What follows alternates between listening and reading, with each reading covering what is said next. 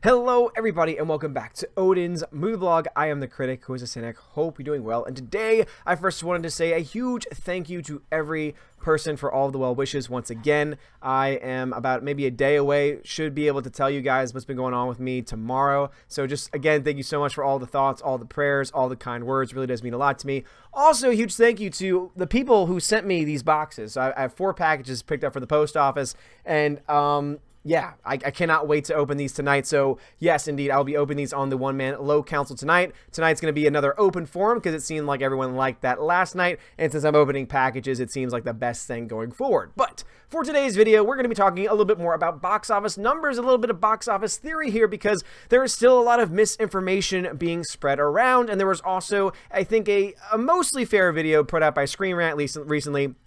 Dan Merle is known for his box office numbers and box office crunching over there, and for the most part, he's pretty good. You know, obviously, there are times when any person can get their own personal feelings involved, but overall, his video that he did today was actually pretty good for the most part. The only reason why I didn't like it is because he tried to label things as fact and fiction, and there were certain things that were kind of in between. There were certain things that you really couldn't necessarily prove with any type of, actual data itself, and so that's the reason why overall I think the video was good for the most part, but still left some certain things missing. However, I do think that there were a couple of things that he wanted to point out that are important because there are a lot of fandom menace MCU people who are not happy with Captain Marvel, not happy with the current direction of the MCU. Again, I'm right there with you, who are also putting out bad numbers, bad statistics, and are not really looking at these numbers the way that they should. So let's just go ahead and put the whole theater nonsense behind us. Like, seriously, I'm sorry. I know that many of you are out there still saying, we have the proof, we have the pictures. Are you saying that it can't happen? I'm not saying that it can't happen. I'm just saying that we don't really have any real proof that Disney has fixed the numbers in any which way whatsoever. The only real thing that I can point to explain why this movie is doing so well is because, one, they were able to line up the release dates all at once, including in China. And no, I am not saying that they paid off China to get that happen. Again, we've seen this happen before with other movies. So China does whatever it wants. And in this case, China decided, yeah, we want to open up with everyone else. So that was a major aspect to the gigantic opening that it had. But also, too, Disney did its investments. Disney made sure that this movie was playing in every screen possible, or at least the vast majority of the screens possible. And on top of that was making sure it was playing in all the IMAXs possible, all the 3Ds possible. And remember, the deals that Disney makes with the various theaters include them having to do certain things, meaning have to have maybe 2 or 3 showtimes at a 3D location, or have to have 2, 3 showtimes at an IMAX location. So all of these different deals go into play, and obviously you pay more for those tickets, the studios get more for those tickets, and therefore you end up getting more money in the long run. Add all these things together, and also the facts that there is just no denying anymore that the MCU is now run by the normies, that the MCU is now run by the popcorn fans, the people that don't really know or don't really care about what's going on behind the scenes, maybe don't have a whole lot of understanding of the comics. Their life and breath is the Kevin Feige MCU. And what Kevin Feige has shown with this movie is that he can make a successful movie. He can have any type of, polarization, any type of criticism, any type of essentially situation surrounding the film, with Brie Larson being a great example of that, and still be able to make money. That is what he has proven, point in fact, with this movie. So I think that it is very important for us to look at this and to understand it clearly, so that way we can, again, be honest with ourselves. So at this point in time, and again, this is just a little bit of box office theory, just sticking to the facts here. At this point in time, Captain Marvel has made $779.2 million, making it the 10th highest grossing worldwide total. Yes, this is unadjusted for inflation. However, that is still a very high number nonetheless. This is going to be a film that's going to make $1 billion. Well, how do you know that? Well, when you understand that most films tend to make about 60% of their box office or so, well, you understand in their first 2 weeks, that is, then if 779 million or 760 million is what it made by Sunday, if you take 760 million and you assume that that's 60% of the box office, well, then you're looking at a case where this film is going to make at least $1.3 billion. The range that I have it at, based off of, the normal MCU giant first 2 weekends, is between 1.2 and 1.5 billion dollars. It's going to fall somewhere in there. 1.5 would be a little too high, I would think. It's still there, definitely possible. 1.2, I think, would be a fair estimate, and by probably going to be closer to, I think there's a higher percentage chance. Even though there's a range, I think there's a higher percentage chance that it lands around the 1.2 mark than it does around the 1.5 mark. But that is because it is done so well in these first 2 weeks, and that is something, again, we simply cannot ignore. This is going to be another $1 billion film. This is going to be up there with Captain Marvel Civil War, up there with Iron Man 3, Black Panther, Age of Ultron, the original Avengers, and Infinity War. And the reason why, again, the reason why we're looking at this, the reason why we're pointing to this is because, again, of the normies taking over the business. Now, another big false thing that's been said out there, so anyone that's saying it's not going to make $1 billion, and they're going to say, well, look at this, and this, I'll get into the one scenario in which case we could see that happen of it not making $1 billion, but hopefully by the end of it, you'll realize, okay, it's very unlikely that's the case. And again, this is coming from someone who has been very critical. So for anyone that's going to be trying to say, oh, now you're just a sellout, man. You're just a sellout, man. You're just trying to, win other people back. It's like, no, I've always tried to be honest with you guys with everything. So when I was talking about what I thought was going to happen with Captain Marvel, with the drop-offs, and with what I was looking for, that was me being honest, because I was looking at historical trends, and those historical trends tended out to be wrong, because as I said in the video, that I made about a day or so after, I failed to recognize and to realize that the normies, that the popcorn fans have taken over the MCU in the way that they have, that the numbers have been so high, the numbers are so high in this population that, again, MCU, Kevin Feige can put any movie out there, slap MCU on it, give it the normal MCU, run around with the marketing, and it's gonna make money. It's gonna be profitable. Might not be $1 billion every single time, but also, too, you gotta take into account the anticipation for Endgame here, and they were told, everyone was promised, this ties into Endgame. If you actually see the movie, you realize this doesn't really matter. You can skip the movie and still be able to enjoy Endgame. How do you know you haven't seen Endgame yet? Well, because guess what? These films are not just being made for the MCU fans, and they're not just being made for Marvel Comics fans. They're being made for normal people, for popcorn fans. And so there are going to be a bunch of people showing up opening night for Endgame who have not seen some of the MCU, maybe have not seen Captain Marvel, and are still going to be able to follow things along. They're not going to make such a niche movie that only the hardcore fans are going to be able to understand. They're going to make a movie that's going to be as broad as possible. So anyway, this is going to be another $1 billion film, unless one very rare scenario happens. So anyway, another thing that's been talked about, and this is something that was debunked over on the Screen Rant article, or rather the Screen Rant video, and it is indeed true, is something that we do need to talk about. So everyone's been focusing on, oh, but look at the drop-offs from Sunday to Monday. Yes, the drop-off was huge for Captain Marvel. Yes, it indeed was, over 70%, and that is a gigantic drop-off. That is one of the largest of the MCU. However, it is also a standard fare. So let's look at the Avengers Infinity War. This film made over $2 billion. 64.3% drop for Sunday to Monday. Again, this is only about 6 or 7 points off from where Captain Marvel was. So this is pretty standard. And then the Sunday to Monday drop is a pretty standard thing. You don't believe me? Okay, let's look at the regular Avengers. 66.9% drop opening weekend. So once again, pretty standard. Avengers Age of Ultron, 73.7% drop. An even higher one. And let's just, just to be fair, just that way you can see it on the screen, because I know some people are going to be like, I don't believe you, and I have different numbers. Okay, so the drop-off for Captain Marvel was 71.7, and everyone was trying to say, oh my gosh, and even I was like, this is a pretty big drop-off for the MCU, and it is. It is indeed a very big drop-off. However, it does not mean that the film is going to do poorly. It does not mean anything. That's why I've said from the beginning that the biggest things that matter are what it does in China, and also what it does week 1 and week 2, because that's what tells you how successful a movie is going to be and how much it's going to make by the end of its run. So as I said, Infinity War, 64%.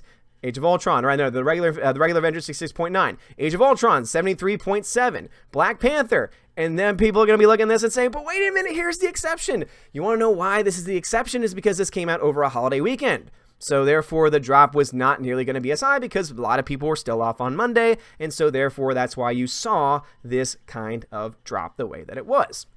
Again, you see 33.2%. Makes a lot of sense. And also, there was a lot of passion around this movie as well. So this, again, makes a lot of sense as to why the film did as well and why I did not see nearly as steep of a drop-off. Iron Man 3, though, back to standard fare, 73.8%. Why did I choose all of these movies? Because all of these movies, as you can see here, are in that top 5, top 6. So it's a standard thing. Movies that have made $2 billion, 1.5, 1.4, 1.3, and these are all before you adjust for inflation. So meaning that a lot of these numbers, especially Marvel's Avengers, is going to be even higher with it coming out in 2012. It means that Captain Marvel is on pace with and is basically a standard Marvel film as far as the money that it's making and the drop-offs that we're seeing. Trust me, guys, I would love to have seen this film fail more than anyone else because I did not like the political messaging of the film. I also thought the film, objectively speaking, was very poor. Having 5 writers, 5+ writers on a movie is never a good thing. The story is constantly going in different directions. It doesn't know what kind of movie it wants to be. It doesn't help also that you have Brie Larson being given some mixed direction to the point where she just looks bored on screen and has no personality. I blame the direction and the writing more for that than her. Do I think that she obviously has a role to play in that? Absolutely. She is an actress. She is an Oscar-winning actress, so therefore she should have an idea of her craft. And she is by far one of the worst things on screen because she has no personality. And if we can't get behind her and if we can't cheer for her and she's supposed to be the head of the MCU, that is problematic. And that's why I don't think that she should be the head of the MCU. I would rather go with a Black Widow because guess what? She's been around longer. Her character's been developed more, and guess what? People like her more. She has more personality. Even in just the post-credit scene alone, she had more personality and more of a story being told in those few seconds than in the entirety of the movie that came beforehand. So, I hope it's again, all the people are going to say, you're just a shill, man. You're just jumping the ship, man. No, I'm still very much critical of the movie. But as I said, I like to be based in reality. These are the actual numbers. So if you see a typical Marvel film, you're going to see a typical Marvel result. And because of that, Captain Marvel is likely going to make $1 billion, if not more. Again, 1.2 to 1.5 is my prediction. There is only one scenario that I can look to in which I can see the movie not making $1 billion, but this is going to be a very difficult one.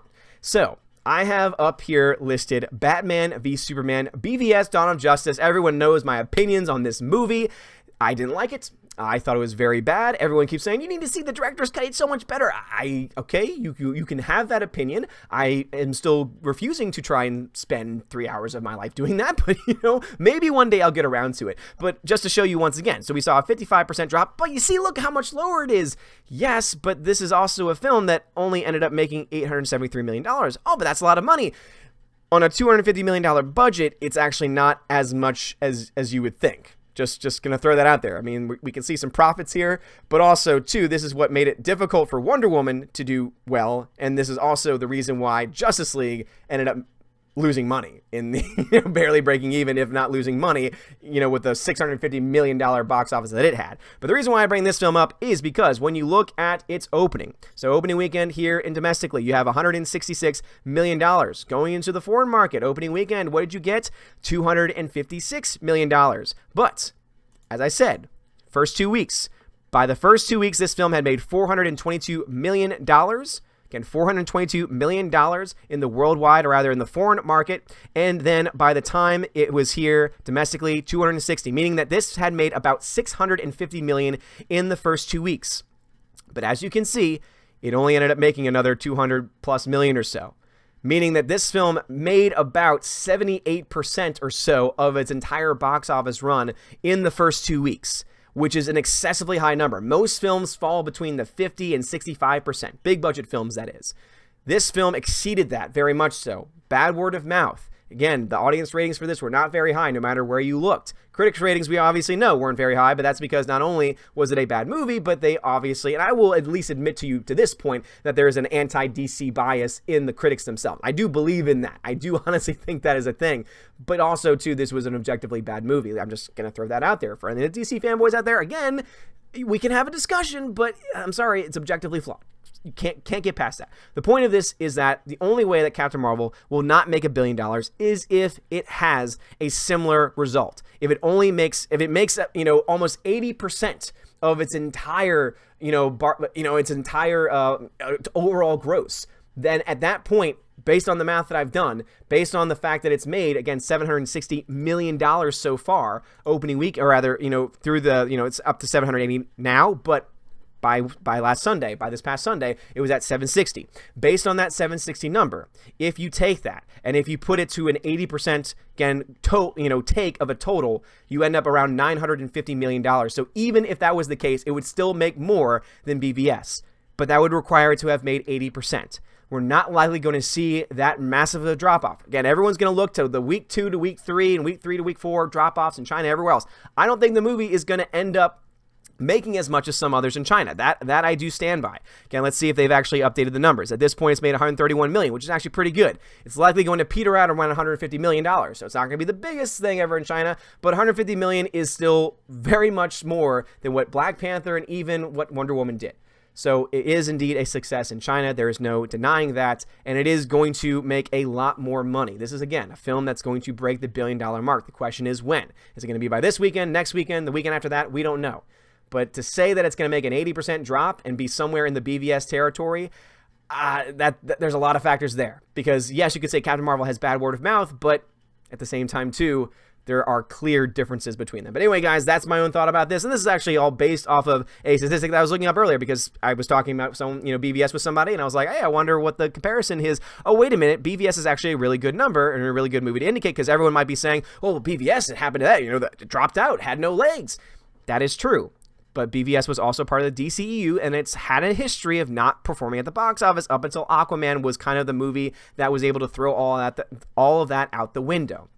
So I think the DC universe is in a much better position now than it was then. Marvel, on the other hand, has been consistently putting out films making money and has been very profitable and has, again, statistically and consistently been able to fall within that 50 to 65% within the first 2 weeks.